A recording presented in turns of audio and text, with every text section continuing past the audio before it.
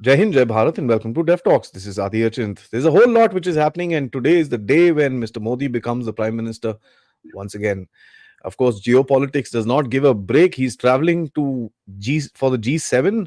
I think on the 13th or 14th he will be there, and then allegedly to the Ukraine pre-summit. There's no confirmation of that. And there's Kazakhstan and this and that whole lot of things which are coming up.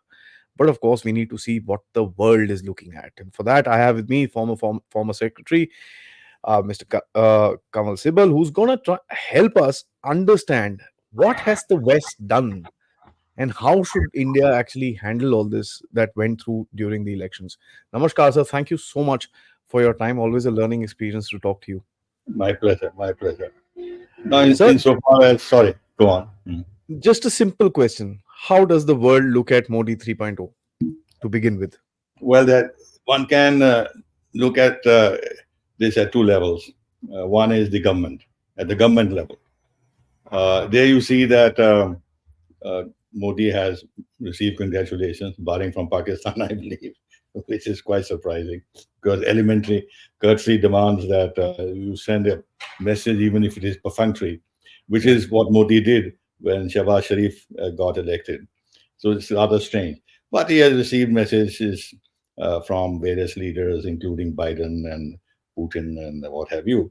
Uh, then you see the remarkable thing that Mr. Muizu of Maldives is coming himself to attend his swearing in order to send a message that, okay, we have serious differences and I don't like you and I'm an Islamist. But nevertheless, I see the reality on the ground. You're going to be there for another 5 years. And therefore, I have to balance my relations with China with some gestures toward you. What I mean is that at the government level, they realize that Prime Minister Modi is going to be there for the next 5 years. The coalition, if they have done their sums right, is fairly stable, is much more stable than the past coalition governments. Um, Under him, the economy has grown, will continue to grow. They have direct experience through lots of conversations with him and what he has done on the international stage, that he has a vision for the country, especially his vision of making India a developed economy by 2047, and before that, making it a $5 trillion economy and the third largest economy by 2027 or 2029 or whatever it is. In other words, the economic attraction of India, the market attraction of India, the human potential of India, which in many areas is very critical for the aging Western economies, that'll keep drawing at the government level countries towards India. And therefore, they're not going to bother very much whether Modi got 240 or whether he could have got 290 or 303, doesn't matter. And it doesn't matter because most of these democratic leaders in the West, most of them have Our themselves coalition. either very low ratings or they are in coalition governments or they have huge problems of governance. Yeah. Germany has a coalition government. They couldn't form a government. Uh, Macron's ratings have plummeted. Yes. Biden is in great trouble in terms of his ratings and public support. Yes. So whether Modi therefore gets 240 or gets less or more, whatever, doesn't matter so long as he's prime minister. However, and that's the important thing in its own way, is that the Western media, think tanks, foundations, um, intelligence agencies, academics, civil society fellows, the so-called deep state in the West, in the Anglo-Saxon countries in particular, but also in some senses in France too, uh, they will continue their attacks on India. Hmm. They will not relent. In fact, Economist in his latest issue has talked about humbling Modi. Uh, the Western press and the American press has also welcomed the weakening of Modi because this deep state, while they see the value of ties with India, and for them partnership with India to contain China or to deter China is very very important apart from the market aspect. But they also see that India is a very independent thinking country. not from now on, even from the time that it was pretty weak. Yeah, yeah. uh, and it values its independence, its strategic autonomy, doesn't want to be an ally with any other country. And more so, that the rise of India, such a major Asian country with such a vast population, is going to shift the power balance towards the east even more, Correct. and therefore they will increasingly lose control over not only India but the East in general, or an alternative power centers in the world, which will challenge the hegemony of the West. So, in that sense, if they can have some leverage over India, which can points of pressure over India, which can persuade India uh, to do what they want, or at least keep signaling to India that we can create problems for you. You have a lot of internal fractures, and, and whatever it is, and therefore these onslaughts by human rights organizations, religious freedom organizations, uh, democracy backsliding stuff, that will continue. Um, and therefore, we'll have to operate uh, at two levels. One, see our larger national interests, absorb these pinpricks, more than pinpricks, because it is more than pinpricks because there is a direct connivance between these external forces and internal forces. Correct.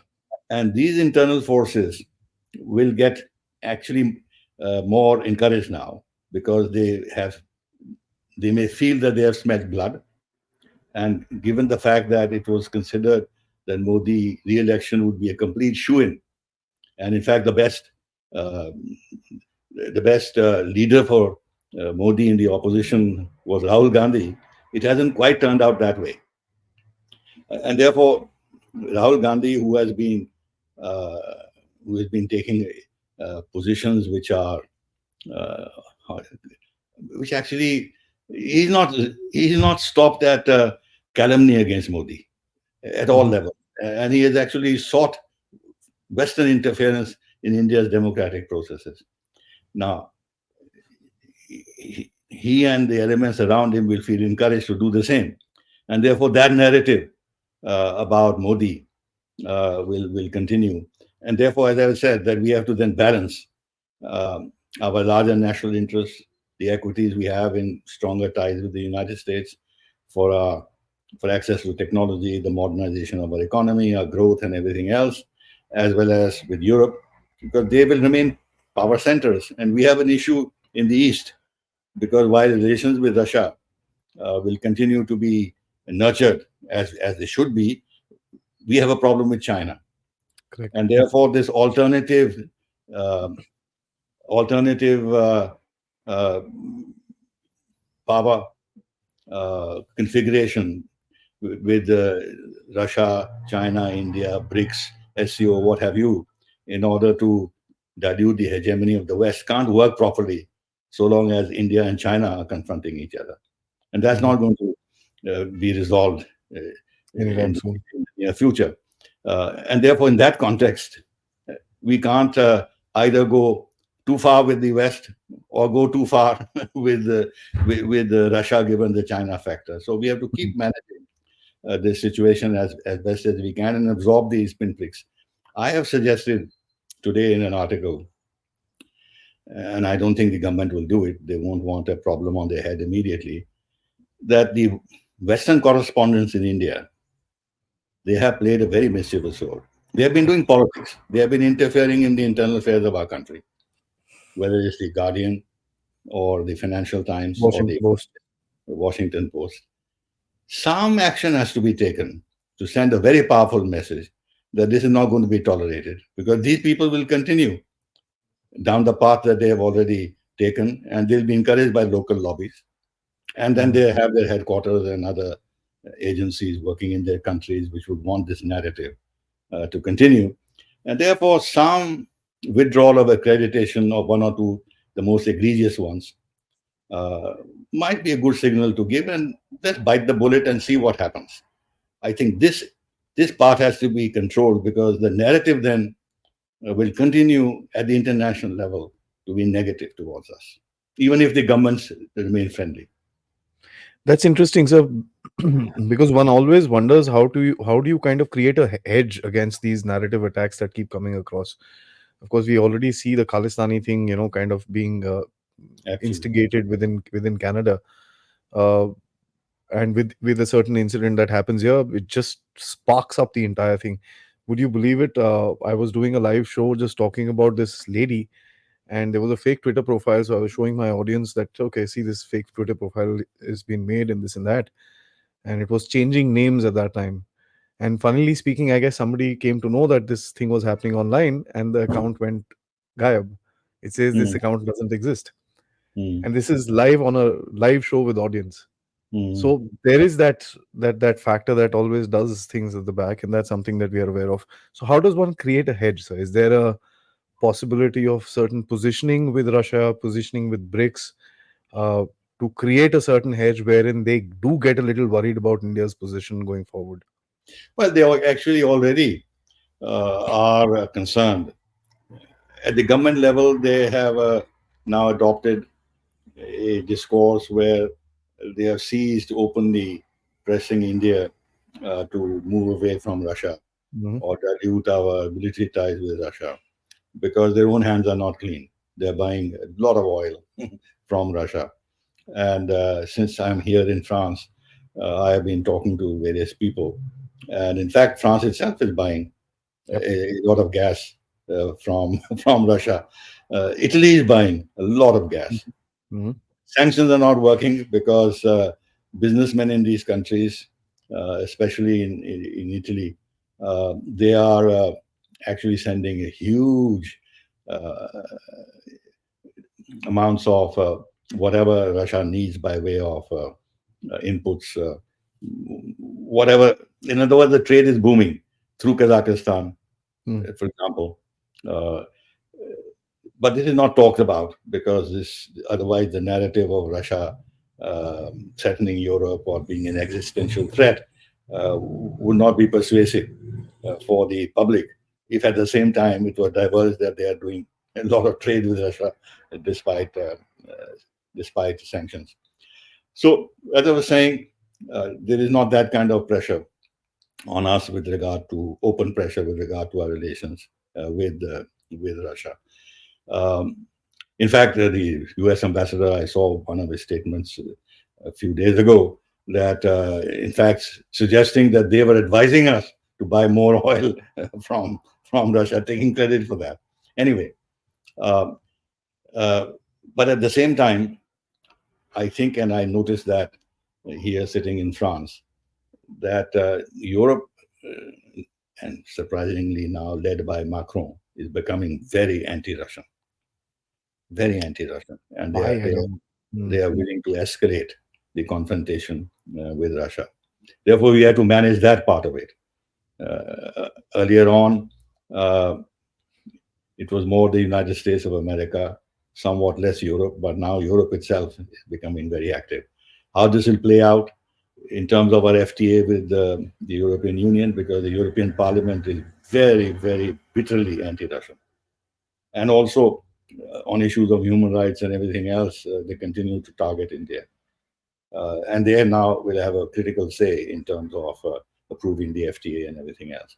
In other words, we have to be very deft in handling the kind of pressures that will come on us.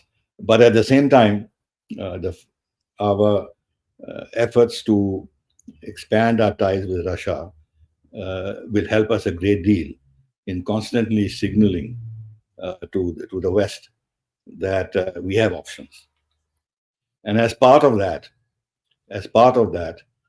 and this is what actually we have done, we have not allowed our confrontation with China to go beyond a certain point. We kept the doors of a dialogue open. Uh, Trade is in fact, going up, Booming. is booming. Uh, I think in some critical areas we are not allowing them entry into our market, but Correct. otherwise we are allowing the trade to proceed, which in itself, um, in a sense, sends a signal that we have not closed our doors to what the United States and the West, especially the United States, sees as a pacing threat to them, which is China. So this is the kind of game that we have to continue to play. And on top of that, in order to increase our diplomatic leverages with the West, uh, i- this business about amplifying the voice of the global South on the international stage, taking some form of a leadership in propagating their concerns, and asking for the international community to pay attention to the priorities of the global South. That also helps us in Mm. terms of dealing with the West. And then coming back a little bit, since the agenda of BRICS uh, and the SCO somewhat less so is multipolarity. What does multipolarity mean? Multipolarity means that what we've been used to for some centuries now, and especially after the Second World War, the hegemony of the West and shaping the global order in accordance with the preferences, priorities, interests, and so-called values of the West. That has to change. And which are the engines of this change? India alone can't do it. Uh, Russia is actually very active in terms of promoting multipolarity. China does talk about multipolarity, but they have a Mm. certain different vision of multipolarity. But in any case, their own rise has given to a form of multipolarity, though of course they'll prefer bipolarity. Now, if India joins that group, then you have really major advances towards Correct.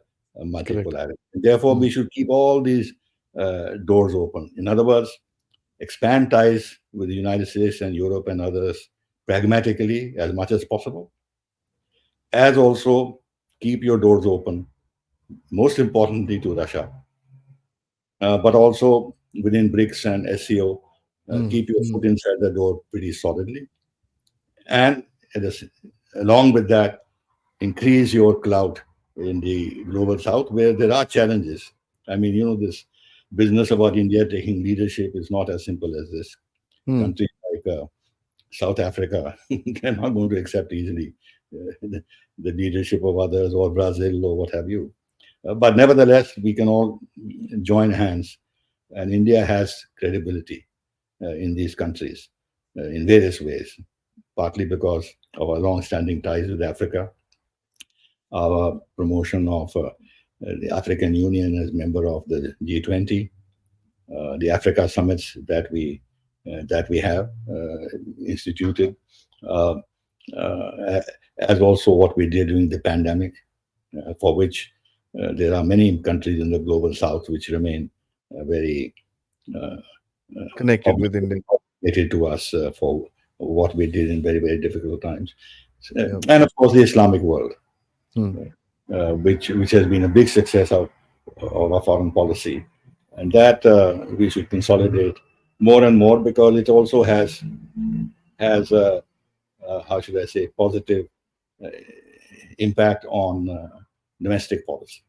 After all, if Correct. our relationship with the key Islamic countries is becomes more and more solid and expands, it gives a certain uh, freedom of action as so far as we are concerned in the larger Islamic world, and internally we are not seen as anti-Muslim, anti-Islamic, or what have you. Mm. So, but when we look at the West this time, I mean, there was open election interference. Of course, when it was called out by our Ministry of Foreign Affairs and, of course, Minister Jaishankar as well, and the Prime Minister as well, we saw the US State Department taking a certain back seat, and we saw the Defense Department coming out and making big statements. Oh, India is the future. We are working with this with India. The strikers coming up. The drones are on their way. Everything is set. India is India, India, India. And we also see right now for the vote taking ceremony, Jake Sullivan is supposed to be in India. I don't know if he's coming in for the ceremony or just post that, pre that, whatever it is. Uh, it's not anybody from the state again. It is from the Defense Department. It is another segment. So, as per se, people talk about the kind of two silos of power within the US. One is the state and one is the defense. What do you see when you see something like that, and how with someone with your experience, how would you understand this dual narrative, a good cop cop, bad cop routine, if I may, what would you kind of analyze out of it? Well, firstly, there is, within the United States system, a dispersion of power. Mhm. There is the White House, there's the Defense Department, there's the State Department, there's the Treasury, and there's the Congress. And they coordinate. They have the meeting of principals and the meeting of the number twos in order to shape policy. But if you see the narratives that have come out of people who have held power in the United States and how decisions are taken, you would see that very often there is a strong difference between the Pentagon and the State Department, between the White House or, and the State Department and the Treasury, Mhm. which represents the interests of the Wall Street, and they see the economic repercussions, let's say, of tensions or confrontation with China, whereas the State Department types and the defense types have a different view. Uh, and all that gets coordinated. So, what you are talking about, referring to, is that precisely where parts of the American establishment, uh, which have certain priority, let's say the defense, uh, Pentagon has a certain priority on the defense side, where China looms as a very large threat to U.S. hegemony, the dangers in the Indo-Pacific, the possibility of a real conflict there with China, the vulnerabilities that the United States today has because of China's Mhm. progress in the military area, and therefore the importance of India. And therefore, from their point of view, let's say if I was sitting in the Pentagon, I would say, look, this business about human rights and minorities and democracy, fine. I mean, it's okay. I mean, it's your business. It's not our business. We have to look at very hard realities for where our interests with India lie. But the State Department chats will say that, look, insofar as our foreign policy is concerned, democracy promotion, human rights, and everything else have been always core elements of this foreign policy, Correct. right from the time that we set up the United Nations itself. So, therefore, uh, America cannot step back from this. And then the entire regime change policies and everything else, which are politically driven, and the excuse is democracy promotion and everything else. Uh, that element of US foreign policy gets uh, compromised, which they don't want.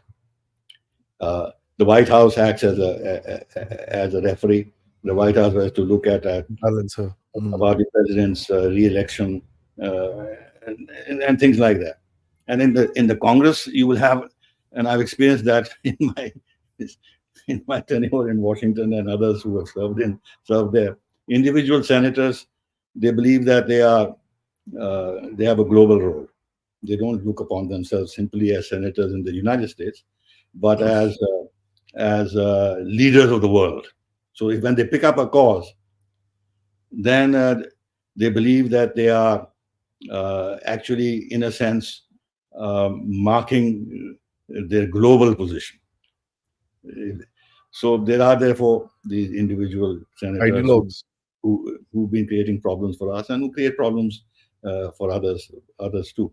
So you have then to handle this very complex system in the United States, and there is now, Mhm. of course, the business community, which looks at India uh, now that there are problems with China.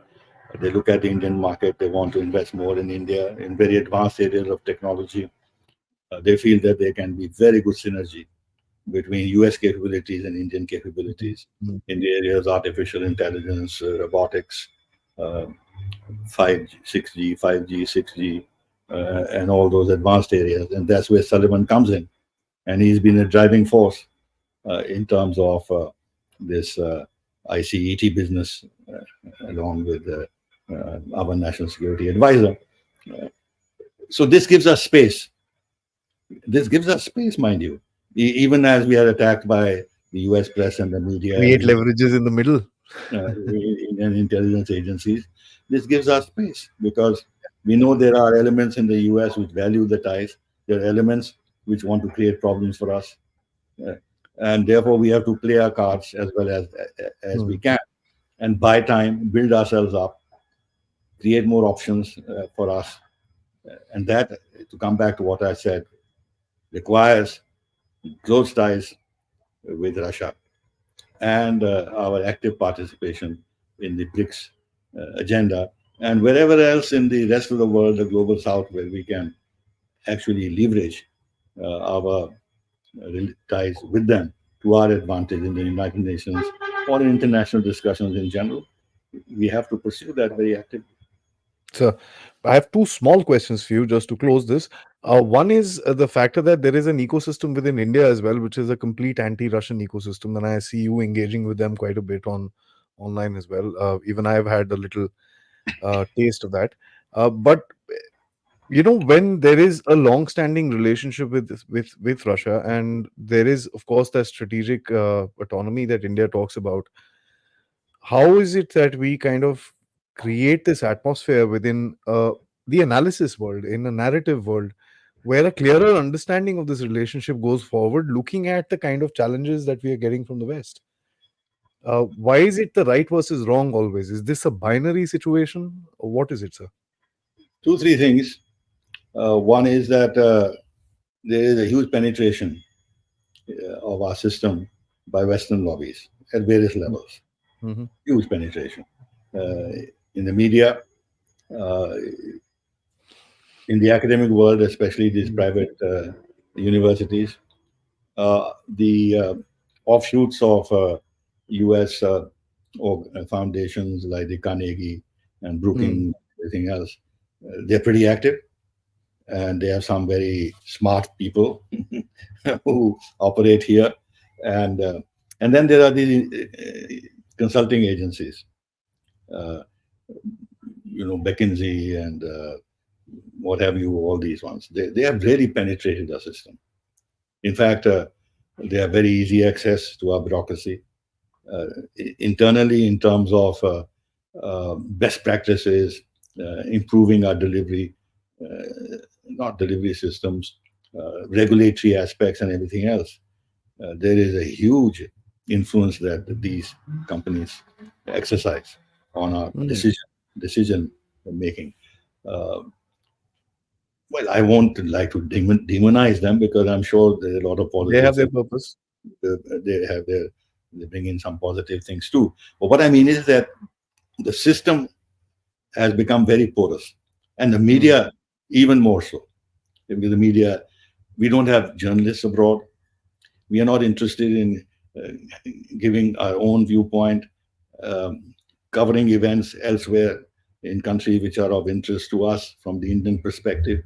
In fact, it's the other way around, that our media is very happy to open its pages to reflect the viewpoints of every The Tom, Dick, West. and Harry that comes from the West, including the Western ambassadors located in Delhi. I've been ambassador in many countries. I've gone through this for so many years. In the Western world, you can't get access to their press. You can't Mm. write articles. Those guys are not going to, jump over the ledges and come and interview you and ask you leading questions so that you can give your views. You can attack India on the Ukraine policy, on our relations with Russia, and pronounce on our internal situation and sort of give lectures to us. But we are doing it all the time. It really is at the level of a banana republic. I really tell you, it's in the third world that this kind of treatment is given uh, to the Western ambassadors and Western visitors that our press gives. And then we give platforms to people, academics of Indian origin, sitting in the United States very comfortably, who then write articles uh, in our press telling us how we should view and interpret what is The happening within our authorities. country. Mm. Hmm? And I've been suggesting once or twice to some people in the press here, why don't you build up your own commentators, build up your own expertise, rather than having three, four chaps who are constantly writing and interpreting events to us. But no, they don't do it. They don't do it. So uh, our system, therefore, uh, now it's very difficult for us to do anything very much about it. The second thing, of course, is the English language. Hmm. Uh, this makes communication so much easier. Yeah, yeah. Uh, we read the material they give us that comes from them, or we look at the internet and read the material that we get from them, and they have a lot of expertise, and they're very good at explaining things. Their propaganda is very subtle, so we imbibe their thinking processes, their values, their priorities, and everything else through the social media. Hmm. To And then, of course, there are those personal things where journalists want to get trips abroad. They want to go on some training, Study whatever, and conferences. and conferences and this and that. So we make ourselves vulnerable. Vulnerable. Now, what do you do in a democracy? Moment you start curbing this, then there will be a huge international barrage of criticism that you are uh, suppressing the freedom of speech, you are curbing the media, all that will start. The New York Times, Washington Post, Economist, Wall Street Journal, uh, all these foreign affairs journal, all of these will start writing economists very negative articles Yeah. and besmirch more and more the Modi government, the BJP. So it's a very difficult situation for us. And then on top of that, our political parties actually don't feel awkward at all in actually going abroad, uh, talking to these kind of people abroad, including sections of the Indian diaspora, uh, to share with them the negative perceptions they have about what's happening in India, so that they can reinforce those perceptions abroad, and and hope that this will become a point of pressure on the government. Now, this is part of our democratic system. So how do you curb the opposition and tell? If you remember, many years ago, after the 2002 riots Hmm. uh, and all that Gujarat business, our own MPs and so many, they wrote to the United States not to give Modi a visa. Visas. Hmm. Okay. Can you imagine? And you have even now some respected regional leaders who were speaking about taking some of the issues to the United Nations with regard to uh, persecution of minorities and human rights Hmm. violations and this and that. They don't feel awkward in making a discourse where we actually seek foreign interference in our internal affairs. Now, the others are watching this. They know that the system has weaknesses within, and They they will exploit try it. exploit it as much as possible. And one worrying aspect in this is this thing business about subnational diplomacy Hmm. that some countries in the West want to engage in. And many of them feel that in southern India they have greater leeway relative to northern India. Uh, but leave that aside. This whole business about subnational diplomacy, they see India has these weaknesses within the federal system. It's very difficult to handle this. Handle this, but we have to be very watchful. One, of course, is the Khalistan and Punjab, where things Hmm. have become very serious because there is support, money, finances, inspiration coming from the West, Canada, United States, Britain, to some lesser extent Australia. Uh, and of course, some of these elements must be feeling we have a major G7 country behind us, and another two, three G7 countries will support us. And not one of these countries has actually condemned this movement or individuals or their acts. They put pressure on us that you sort of going and doing the sort of things that rogue regimes do and propagate it, but not a word deprecating the threats that are coming from them. So what does this mean? What does this mean?